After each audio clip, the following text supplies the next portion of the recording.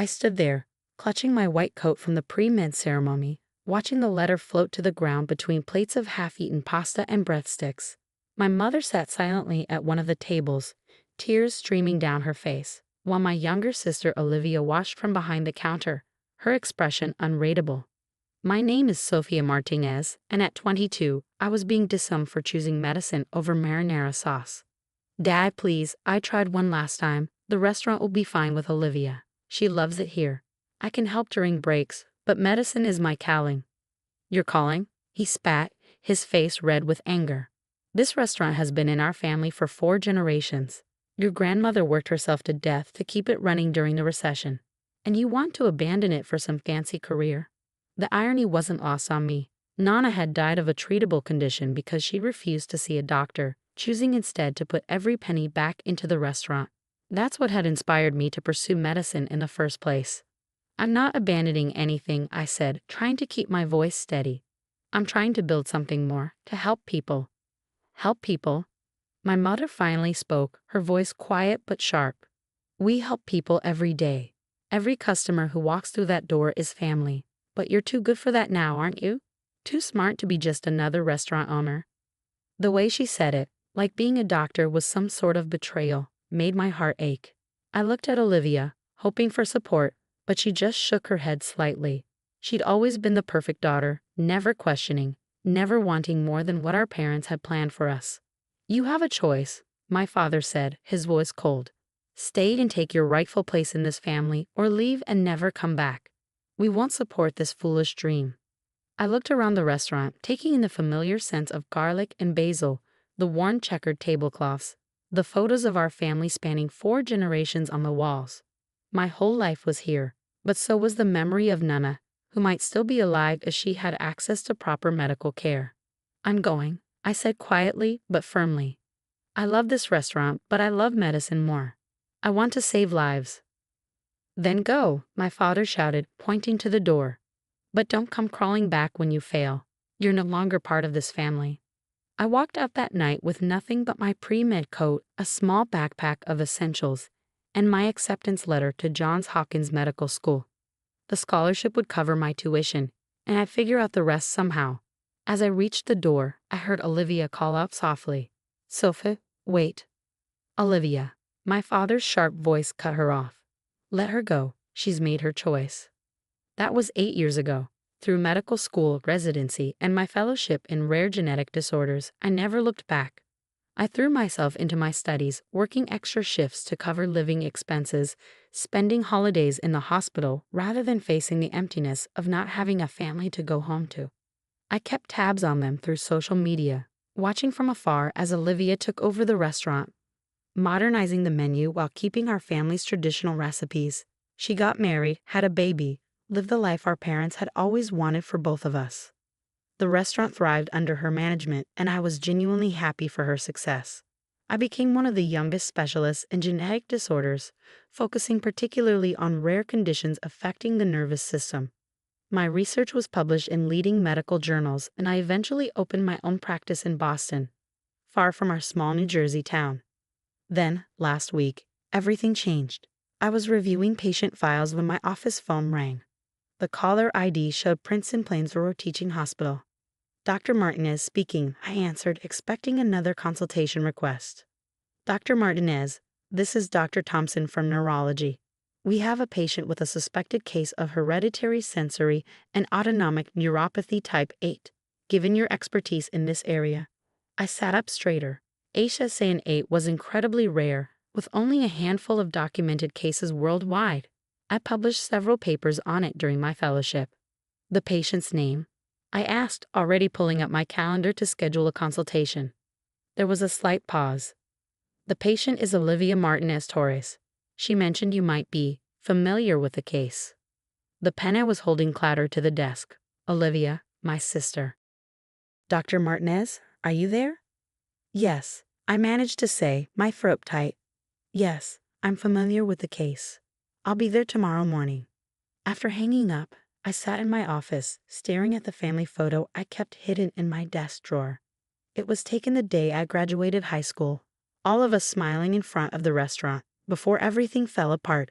before I chose medicine over marinara. Now, 8 years later, that choice might be the only thing that could save my sister's life. ASAN8 was a devastating condition, progressively attacking the nervous system until the body could no longer regulate basic functions. Without proper treatment, patients typically had less than 2 years from onset of symptoms. The only promising treatment protocol had been developed through research I conducted during my fellowship.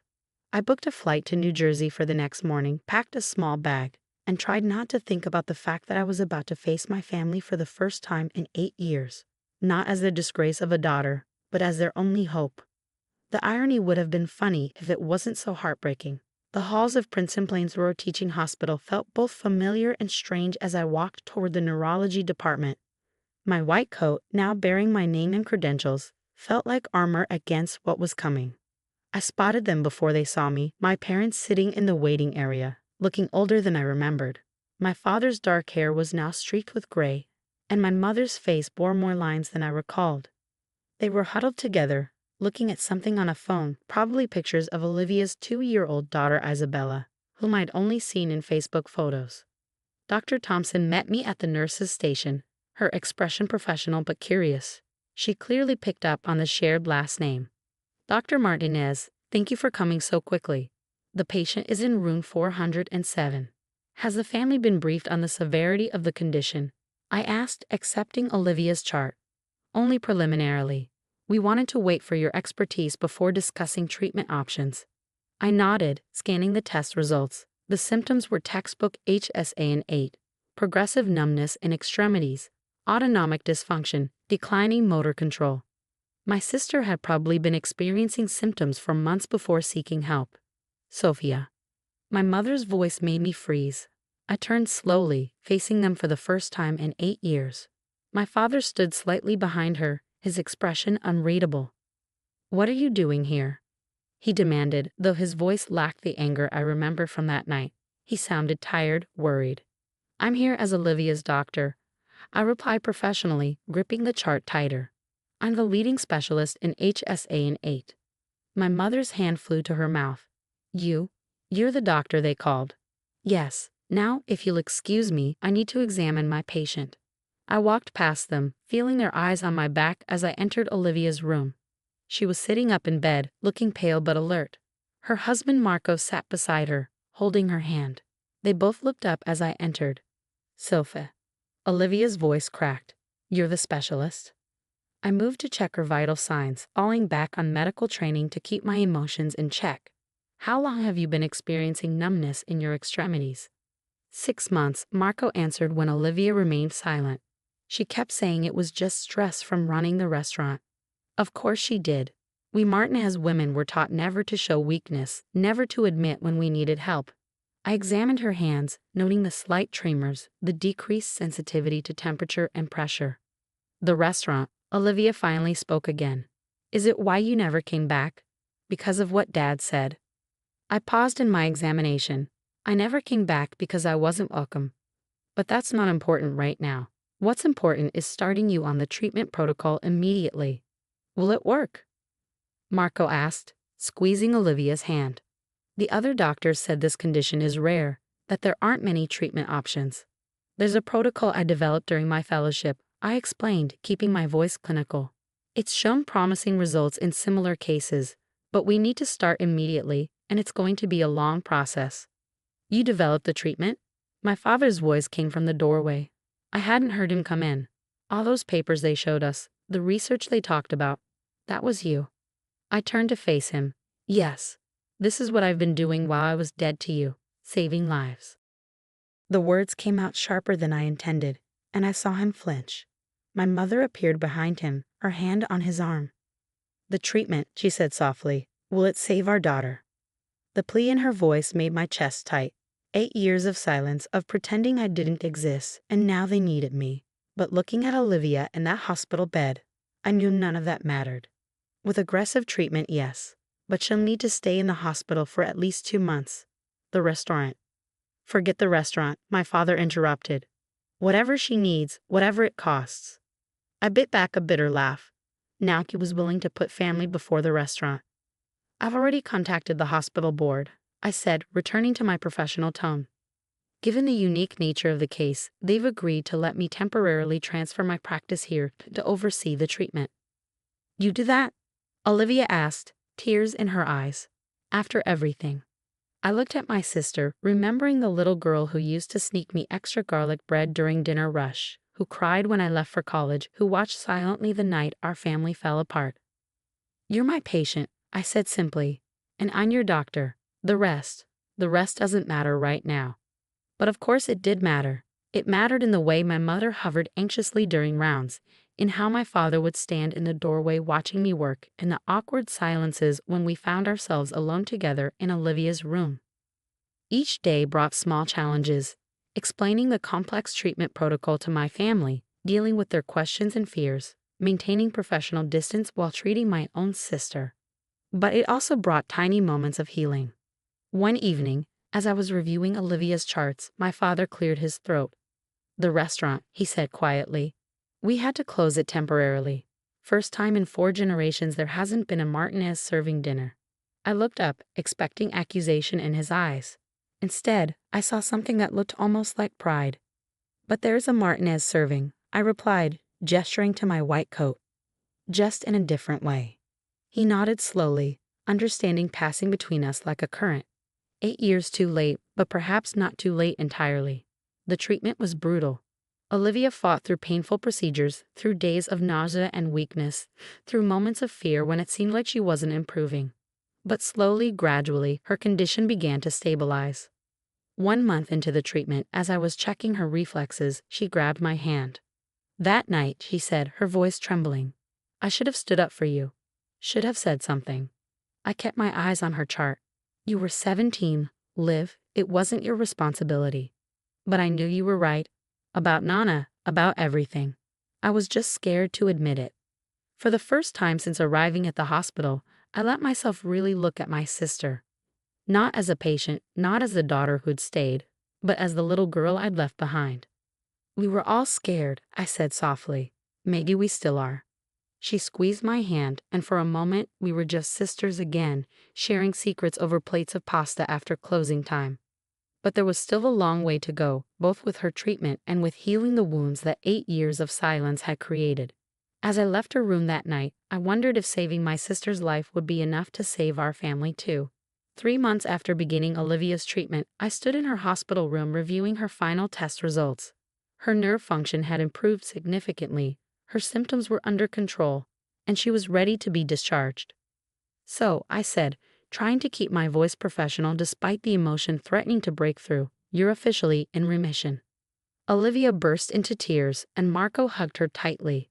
My parents, who had barely left her side during the entire treatment, both started crying too. I maintained my composure, focusing on explaining the follow-up care instructions. You'll need monthly checkups for the first year. I continued, handing Marco a detailed care plan. And you'll have to be vigilant about any recurring symptoms. Sophia. Olivia interrupted, wiping her eyes. Put down the chart and come here. Before I could protest, she pulled me into a hug. For a moment, I stayed stiff, maintaining that professional distance I'd worked so hard to keep. Then I felt her trembling, and all my defenses crumbled. I hugged her back, letting myself be her sister instead of her doctor for the first time in months. You saved my life, she whispered. You saved me even after we all turned our backs on you. I pulled back, wiping my own tears away. That's what doctors do. No, my father's voice came from behind us. That's what family does. I turned to face him, surprised by the rawness in his voice. He looked older than ever, but somehow softer too, like these months had worn away some of his hardness. Sophia, he said, his voice breaking. I was wrong. So terribly wrong. My mother stepped forward, taking my hand. We both were. We were so caught up in tradition, in what we thought was best for the family, that we couldn't see what was right in front of us. The restaurant, my father continued, it was never about the food. It was about taking care of people, making them feel at home, giving them comfort when they needed it. And that's exactly what you do, just in a different way. I looked at my family, my sister alive and healing, my parents finally understanding, Marco holding baby Isabella who had spent so many days in the hospital playroom while her mother fought for her life. The restaurant, I said carefully, how is it? Closed, Olivia replied. We couldn't manage it during the treatment. But Marco added, smiling, "We've been thinking about some changes when we reopen." My father nodded. "We want to convert part of it into a community health center, partner with local doctors to provide checkups and basic care for people who can't afford it. Like Nana." I stared at them, speechless. This was more than acceptance. This was them embracing my path, incorporating it into our family legacy. "We'll need a medical advisor," my mother said tentatively. "Someone who understands both medicine and the community, if you're interested." "You don't have to decide now," my father added quickly. "We know you have your practice in Boston, your own life. We've lost the right to ask anything of you." I thought about my life in Boston, successful but solitary. I built it that way, throwing myself into medicine to fill the void left by my family's rejection. But now, looking at them, I saw a chance to have both worlds. "I could consult remotely," I said slowly, "and maybe come down some weekends to help set things up." The hope that bloomed on their faces made my heart ache. "Really?" Olivia grabbed my hand. "You do that." "On one condition," I said, looking at each of them. "We talk about everything.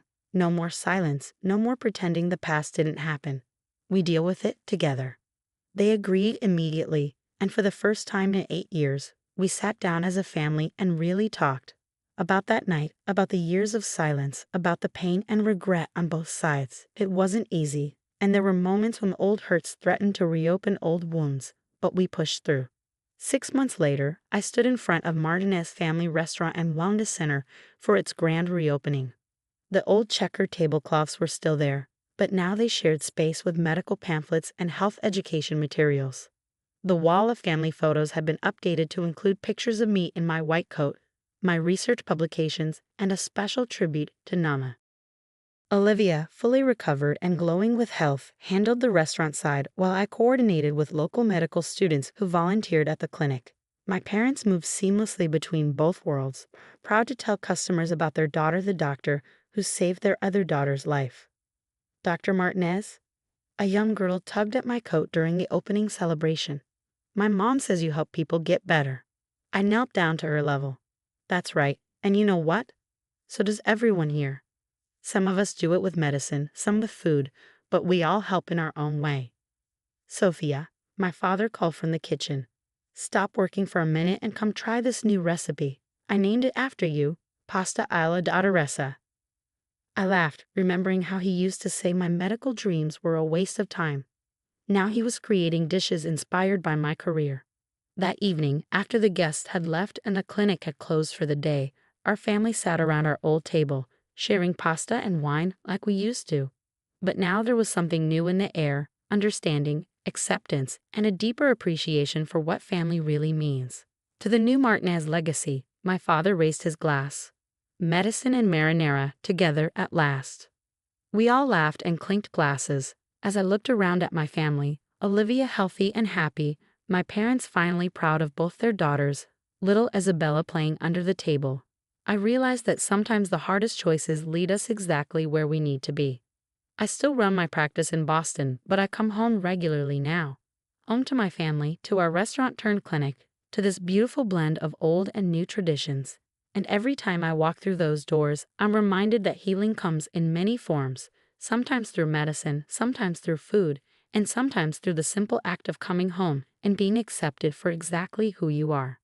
The Martinez family legacy continues not just in serving perfect pasta, but in helping and healing everyone who walks through our doors. And in the end, that's what both medicine and marinara are all about.